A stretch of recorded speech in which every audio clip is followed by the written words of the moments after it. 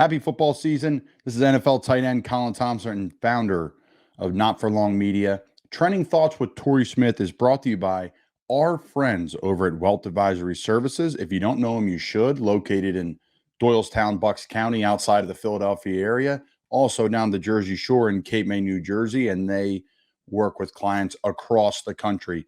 They have a personalized approach to managing your wealth, managing wealth with an eye towards the future demands, with skill and vigilance in today's global economy. Over the years, we've worked with clients and other professional advisors, including attorneys, accountants. They help people with retirement.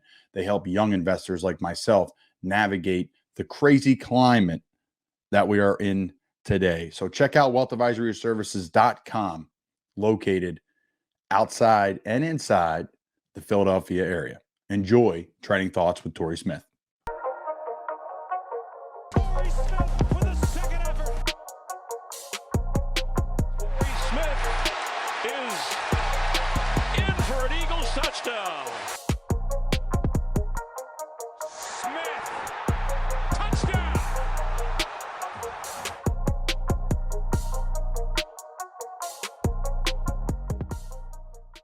What's going on, y'all? Welcome back to another episode of Trending Thoughts. I'm your host, Torrey Smith.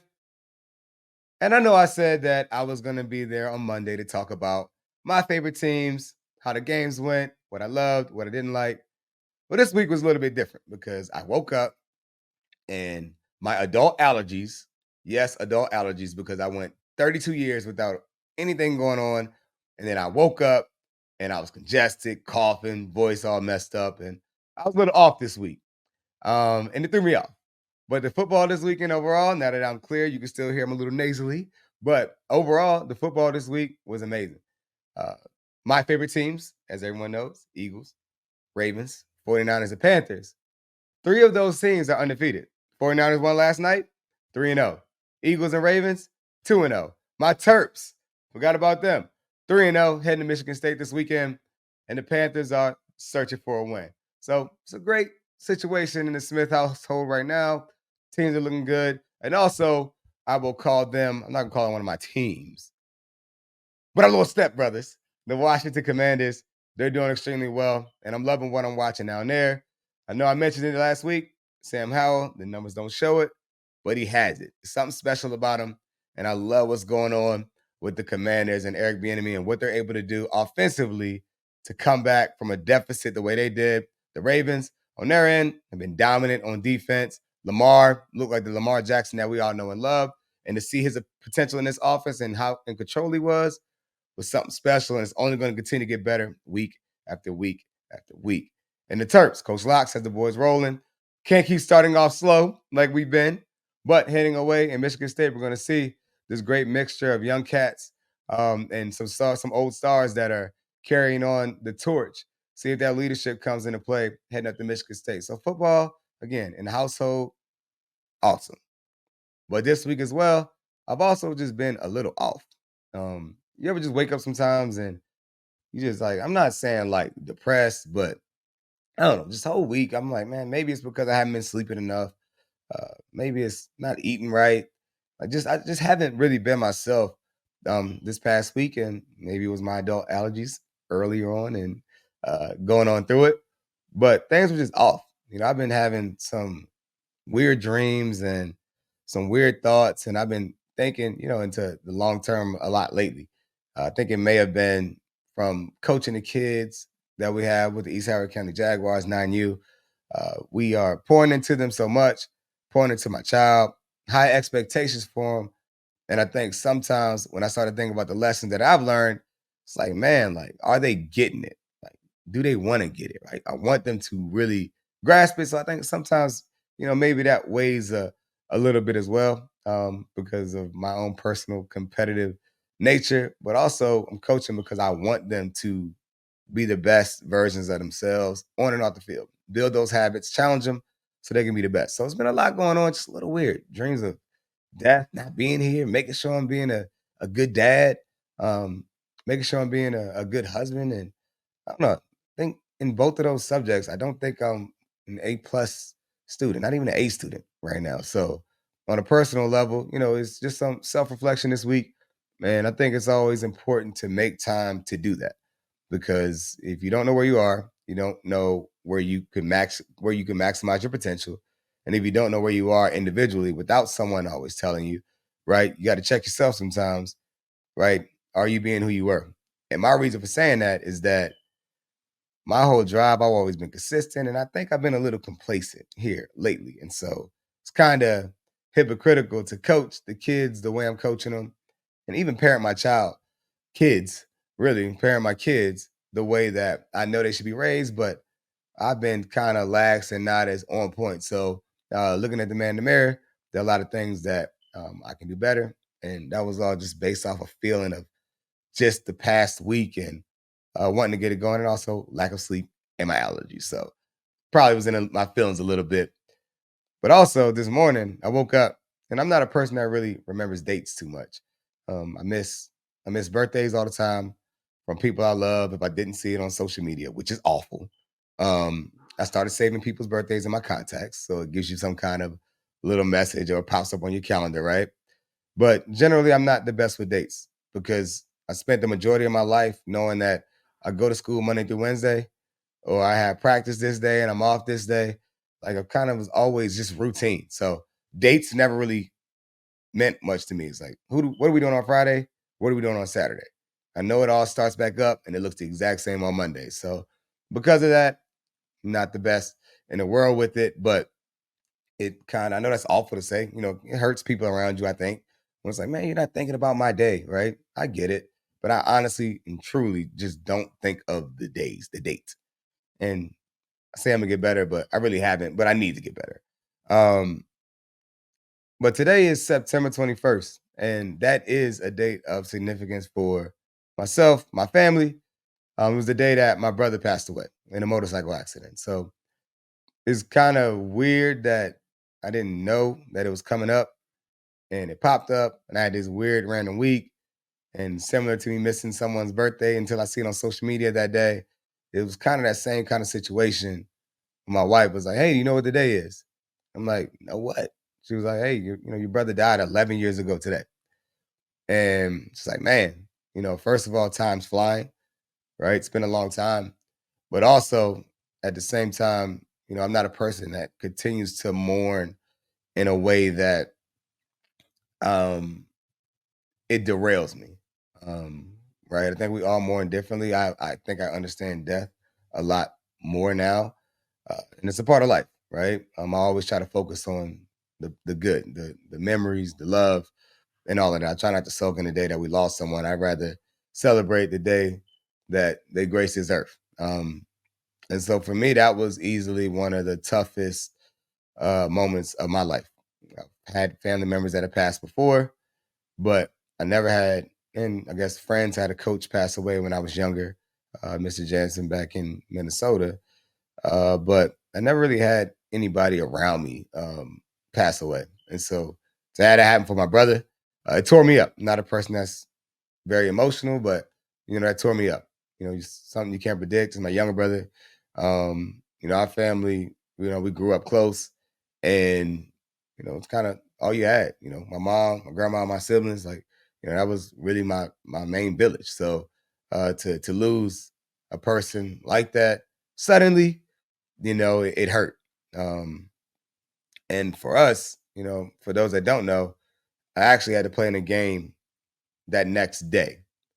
So I remember being at the Ravens Hotel, and my brother calls me, and he's like, "Hey man, little Chris, my little brother name is Tevin Jones. He's like, hey man, little Chris was just in an accident. I'm gonna call you back, let you know how he doing." And I'm like, "All right, bet, cool, man. What are you doing?" And let me know he's all right. And I was already laying down in my bed, getting ready to go play the New England Patriots the next day on Sunday Night Football. And my brother calls me back, and he's like, "Hey man, he gone." He's crying. He's like, "He's gone. He's gone." I'm like, "What? Like, what are you talking about?" He's like, "Man, he's dead." And I, it tore me up, man. Like I couldn't believe what I was hearing. Um, Felt numb. I'm just like, what? Like just breaking down. I was hurt, man. I was hurt. And, I just remember being in the hotel, waking up, Tandon, crying. Um, and, I think Tandon must have made a call to Craig or Coach Harbaugh, or everyone else, because not too long later, when I was getting dressed, my first thought was, I got to go, but when I got out the hallway, Coach Harbaugh was there, Craig was there. I think Mr. Bashadi might have been there as well. But, everyone was there just checking on me while I was waiting for Chanel and my younger brother Trey to get to the hotel so we can drive back home. And, all y'all know Craig, for the Ravens security guy. Normally standing next to Harbaugh. Him and Darren, rest in peace to Darren. Those like my uncles. And, I was going to drive late from the hotel in Baltimore to head back home to Virginia. And because my first thought on my mind was just to get home, got to be around my family, got to be around my family. And it tore me up, man. I was going to drive, and he said, no, I'm going to send my nephew. Shout out to bro. Craig sent his nephew to drive us home. So driving back from Baltimore, get to, my mom's house, and my other brothers and sisters there. Everyone just kind of just chilling, and it's just real awkward, to be there that early in the morning, not sleeping. I'm trying to understand it. My mom's asking me, do I want to go and see his body? And like no, like I want to see him how I remember him, smiling, cheesy and goofy. I don't want to see a visual image of, him losing his life in an accident. Apparently looked like he was sleeping, but still, that's not something that I wanted to see. Um, and I just remember just being home, man, and uh, barely sleeping, maybe an hour, maybe hour or two. People start coming over. I guess that's the norm to come show love and do these things. And I wake up, and my baby brother, Minky, at this point, I don't know if he was in high school or middle school at that point. But he wake up in the morning and he's wanting to play video games, and we're wanting to watch TV, and it was just awkward. Like everyone's just trying to figure out, like, we're here, but like what's going on, what just happened. And I was trying to figure out, like, man, I don't know how it works. Big Chris and my mom obviously take care of everything else. It's like, man, I'm just gonna be here. I'm not really doing anything. And I wasn't really thinking about my team either in Baltimore. I wasn't. It didn't cross my mind. I was just sitting there chilling, and I remember uh, Coach Harbaugh calling me, checking on me, saying, "Hey, what are you thinking? Uh, stay home with your family, be all right." He was giving me absolutely no pressure to play. Uh, it was all love and support, and I love him and appreciate him to this day for that. And I just remember being like, "Oh no, I'll call you back. I'll let you know." And that was it. We're home chilling early in the morning. I did not know if I was going to play. And then I'm sitting here watching ESPN with my brother. It's like a normal day of being home. And you see Sal Palantonio go on ESPN, breaking news, and he's sitting there talking about our game or whatever. And he's talking, and, my brother passes. We're seeing that on, he's in there talking about it while we're sitting there. It was kind of surreal because you see, people lose their lives every day. And someone else's family member is being talked about, and it's like, man, this is your family member. It was a really awkward moment sitting there, but that's when my kind of focus is like, dang, like there is a game to be played, and sitting there kind of really doing a bunch of nothing. And my brother and my mom, and they were like, hey, what you gonna do? What time you going back? I was like, go back. I was like, I don't know what I'm doing. They're like, no, we want you to play. And so everyone was cool with me going up there and playing. And, I was like, all right, bet, let's go. And by the time we switched it up, on my way back up to the stadium in Baltimore, and in my mind, I wasn't, I was trying to lock in, I'm trying to focus. And all I could think about was, I don't want to hurt my team. I barely slept. I don't even remember if I ate, right? We're sitting there chilling around, and I don't know. I'm like, I don't want to hurt my team. Like, there's a such thing as not being mentally prepared and stepping on that field and hurting your team. So at that point, I was trying my best to separate the real world from what I need to do to help my team. And to be honest, walking into that stadium, I wasn't that confident in it. I just remember sitting there in the car, talking with Chanel, and she's like, no, she's like, you'll be, she's, giving me support. She's like, he's gonna be fine. And I just kept saying, like, man, I don't want to mess with the team. I don't want to mess with the team. And when I got into the stadium, that's when it really hit me. I'm walking in. I'm walking in and walk through the parking lot. And I just remember the fans outside. For anyone that's ever been to a Ravens game, you walk in, fans are normally on both sides trying to get autographs and take care of you. And I walk in and the love from the people, it was crazy. It was crazy. Honestly, it was too emotional for me. You know what I'm saying? I started crying again, all these daggone tears. But once I walked in, like I felt like I left my family and just went to some other family members, right? It didn't feel like this this difference from what was at home.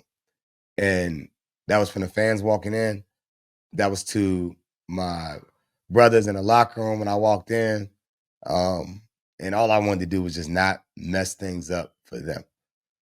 Because I knew what our goal was. I didn't want to mess it up for them. By being selfish and going out there and playing and mind all in space, because I played in games where there wasn't a loss of life that impacted me, where real life stress, family stress, different things that have happened.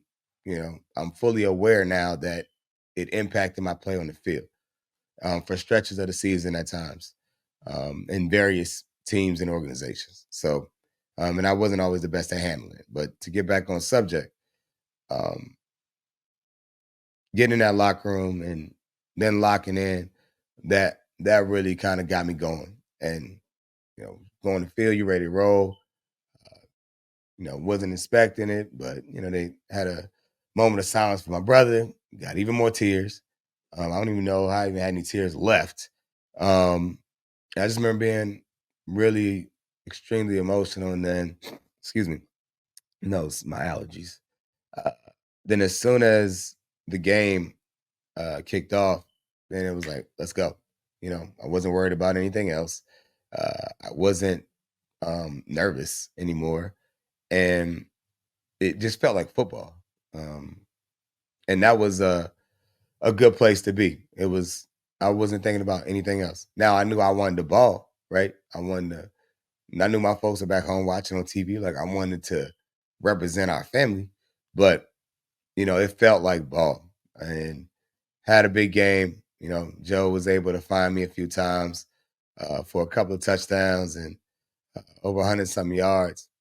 And it was a crazy outcome. The love from the fans, the love from my teammates, and ultimately getting the win.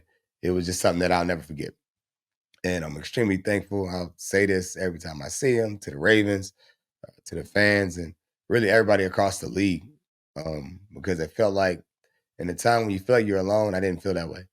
And that was also one of the positive sides you see of social media when you see so much hate, um, so many negative things, because I for sure got trolled by people that were trolling my brother's death. But the reality of it is the outpouring love from everyone else was just truly special. So that helped me, but more importantly, it meant a lot to my family because they saw, that they were able to, people were telling them about it, and it was really good for them. So I'm definitely thankful for the organization again and the league and fans for their support and during that tough time. But you know, thinking of death in general, and the reason why uh, it was so important to me is that when you are dealing with death, and the first thing you always see or think is that, man, tomorrow's never promised, right? I feel like tomorrow never promises said anytime you see someone pass away. right? It's not sad when things are going good. It's sad when someone's gone. And I don't feel like we ever truly do a good job of living life like we know it's not promised, right? To some of us, I feel like a lot of us treat tomorrow's never promised like tomorrow means I'm going to wild out and do a bunch of crazy things, right? And to me, it's the complete opposite. I think it's more so about maximizing your time here, being productive with the people that you love, doing the things that you love, being peaceful, uh, having a life that you know that is seen fit for you. Right? I feel like in a world where so many people are full of trauma and so many different things that happen, myself included. It's like sometimes we tend to focus so much on the negatives or be around people, places, or things that drive us down in a negative way. Why do that? Why make those choices? Why not choose to live like tomorrow isn't promised? If someone told you your life was going to be gone tomorrow, would you be out there and be miserable today? And I think that goal for everyone, but then that answer for everyone would probably be no, right? And it's no simply because you know that the clock is ticking. It's going to be done. I want to maximize this. I want to have fun. I want to be around the people I love. And I want to be around the people that love me, right? I want to be around people that trust. I want to be around people that trust me, right? You want to be around people and do things with the people that matter the most to you. And the reason why I say that is because it became very clear to me as I've been reflecting on it uh, over the morning is that when you pass away, when you're at that funeral, all people talk about, regardless of how trash a person may have been, right? All people talk about is how good they were and how people made them feel, experiences. No one's going up there saying, "Hey, my dad bought me a car. Oh, my mom uh, had a birthday party for me every year." Right? That may be special to some, but that's not what's really special about it. Is the time and the commitment they had, the real time and commitment that they had, and real memories that they had with them. And that's become more clear to me lately because I think I live in a way where I'm more experience based versus doing stuff just to do it. Um, I'm not going to anything that I don't want to be, where around people that I don't want to be there with, um, because you got to protect your peace. You got to you got to count your days, right? I can't control a lot of things, but I can control, my peace and happiness in certain areas. So I want to maximize that out. And I think when it comes to just people in general and thinking about what it's going to look like for myself is really kind of hitting hard with my kids. It's like, man, like, what is it going to be like for them? What are they going to think? Right? Like, am I living in a way that's going to help guide and lead them to be the best young men for Tori and Cam and for Coco, the best young woman that she can be? And when I look in the mirror, I'm like, not doing the best at that. Right. And so it's always comes as a great time of reflection for me. One of the worst days of my life has been something now that each and every year my perspective changes and I'm able to grow from it and learn more. Right. Even even in a deeper way, each and every year, just to focus on living, uh, focus on enjoying special moments again with people that you love and that love you back. That's something that is really huge for me. And I think that I needed that shift in my personal life at this time. And another thing that stood out to me too, I was reading the Bible and Matthews 5:4 said, "Blessed are those who mourn, for they shall be comforted." If you ever go to a Christian church on any funeral, that's a verse that's going to be said. And I always hear it. It's like, all right, whatever. Well, two verses after that, it says, "Blessed are those who hunger and thirst for righteousness, for they shall be satisfied." And that to me is the follow up to whenever you learn of someone mourning or whenever you are going through some things, like it's not going to be dark forever, right? That loss is going to hurt, right? People are there with you. Uh, God is there with you and things are going to be better eventually. But on the flip side of that, if you're chasing it, you're trying to be better, you're trying to do better, you're making conscious decisions and your actions are showing it to live better. I mean, those things will ultimately carry you on in the long run. So for me, that's what's been heavy on my mind. I pray for those who have challenges right now, dealing with death and mourning. My brothers and sisters, I know it's always a big challenge for them. Um, and to be completely honest, I love them to death, but I struggled with, and I've learned something that I've learned is that people mourn differently. I think I was always so kind of, I was kind of cold hearted in a lot of ways. I felt like it's, because of kind of how I grew up. I have a bunch of walls built up and, I don't really trust everybody like that. I'm really comfortable, like not having to deal with people, even people that you love, right? Like, because if people you love or hurt you, then what I need you for, right? That's kind of how I've always been, but I don't think that's necessarily a sign of strength. I think as I get older, I realize it's a sign of just doing what you got to do to deal with things, just building up walls. And, uh, I think I've probably grown to now really being comfortable doing that. But I think coming up is really more of a coping mechanism for protecting yourself from disappointment. And I think right now, um, that's one thing that I wish I could have done better. I wish I would have understood earlier. I understand now, but I wish I would have understood earlier and been a little bit more compassionate because I was definitely the guy that's like, man, like he's gone. Okay. Life's gonna go on. You got to get it together.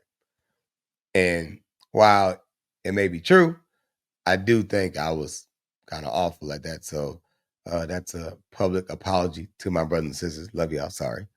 Um, but for other people as well, it's like, man, it's gonna be tomorrow. But I always felt like my little brother, it's like, man, shoot, he would feel like the show got to keep going too. You know, I would think my brother would want me to be happy. I don't think he want to be me crying and sulking and forgetting about my responsibilities because I'm thinking about him as a loss. Like that's not something that I believe that he would think. And I know for sure when my time goes, for anybody that loves me, don't be crying, don't be nothing, don't wear no suit to no funeral, wear regular clothes. Like, to me, it's all about just being yourself um, and continuing to move forward. Because one thing I've learned, tomorrow isn't promised. We all know that. And we all got a date. And we're all living in that dash right now. We got to maximize it. And so that's what's been on my heart heavy this week. I don't think it was by accident. I'm looking forward to growing over the next year. I'd like to check back in a year and, hopefully this time next year on Training Thoughts, I'll be in an even better place physically, mentally, and emotionally. But thank y'all for tuning on in. We'll be back on Monday, back with the real football, and have a great feeling that, you know, three of my teams are going to still be undefeated at the end of this week. So, y'all tune on in. Let me know what you think. Like, share, and subscribe. And also, before I sign off, we have a raffle that's going on to raise money for Level 82 with our 7-on-17. We travel, youth football program, teaching the kids the game of football through 7-on-7, but also helping them to be better student athletes and young men, using the game as the bridge to help them in other areas, being the best version of themselves. And we're raffling off our suite from the University of Maryland on next Saturday versus Indiana. So we have a suite, 16 tickets, 4 parking passes. It can be yours. All you have to do is click the link for our raffle, $30, and it's yours. All right, that's it. Not paying for food, sorry. But you can get all those tickets, have a good old time, watch the Turks play, have a great view, have a good time. It's something that we look forward to with my family, and good luck to everyone. The money is going to that program, so please share. Even if you can't make the game, share.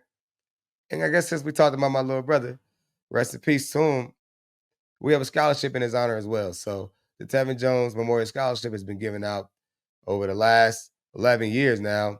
And it's been special, man, watching young men and women make their way through school. We have people that are graduating, working to be doctors and lawyers. And that money that you guys have been able to support over the years has gone to help them further their education. So thank you all for that as well. And that's it. Catch y'all next week on Monday. Let's get to it.